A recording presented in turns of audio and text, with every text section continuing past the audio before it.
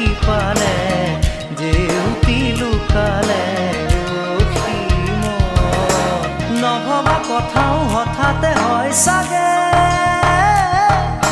পায়ো হেৰুৱালো বুজি পোৱাৰ আগতে